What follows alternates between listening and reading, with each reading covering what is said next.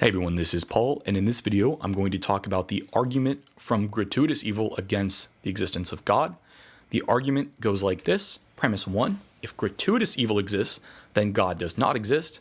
Premise 2, gratuitous evil exists, and the conclusion is therefore God does not exist. Now what makes this a strong argument is it doesn't just say evil exists and then God doesn't exist, because one can make the argument that, well, God has sufficiently good reasons for allowing some evil, or you can even turn the argument on its head and say, well, the existence of evil actually points to the existence of God. So you can see I have an argument for God based on the existence of evil, based on the recognition of evil itself, that relies on our moral epistemology and moral ontology. But what this is trying to say is, look, if there's evil that doesn't serve some sort of greater purpose, then it's clear that God doesn't exist, and then saying that such an evil in this case exists, so God doesn't exist. And I think it's more clear if you take this argument and you expand it. So this is how I would expand it. So this top version is how you would usually see it, but this is how you can expand it.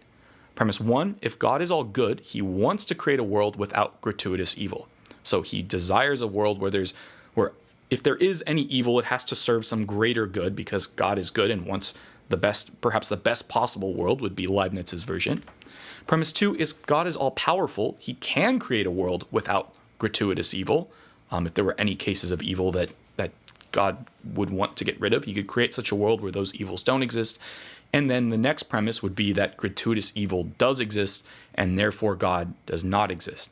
Now, the challenge around this argument is going to be precisely premise 3. And where the back and forth is going to go is whether or not gratuitous evil actually exists. Now, since this is an argument put against the existence of God, the ball is in the atheist or skeptic's court to show that there is an example of gratuitous evil.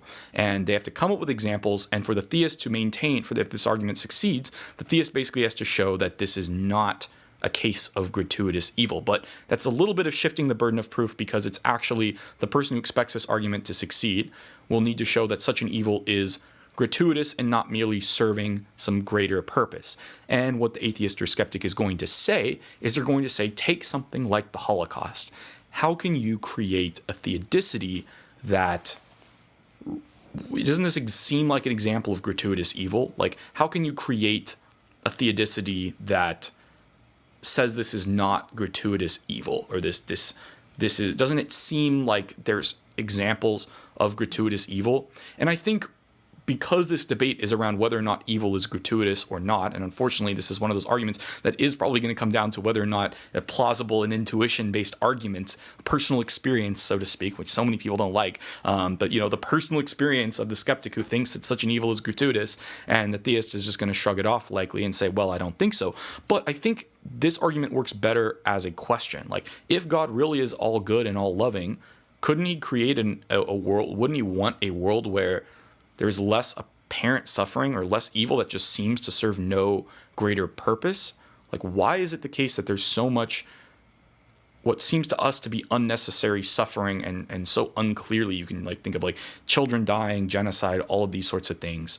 Is it really fair to say God is all good and all loving given our experience with these things? I mean, is it really the case that these things serve some sort of greater purpose? I think that's where this argument, where you would frame the particular argument. And of course, you can do this in its traditional logical form, saying, look, gratuitous, I mean, both of these are going to rest on the logical form that gratuitous evil and God cannot coexist. That's very clear. I mean, the theist and atheist, I think, should both agree on that. But what it comes down to is whether or not the appearance of gratuitous evil actually is a gratuitous evil. And this is where, once again, as usual, the stronger version of this would be the evidential case. It seems unlikely that God exists, given that there's so much evil that seems to create an evidential case against there being a good God. So that's where kind of the purpose of this argument is to argue that there are examples of evil in our world that don't seem to serve some greater purpose, and therefore it seems like God would want to have a reason for stopping such an evil. So if he's good and he does exist,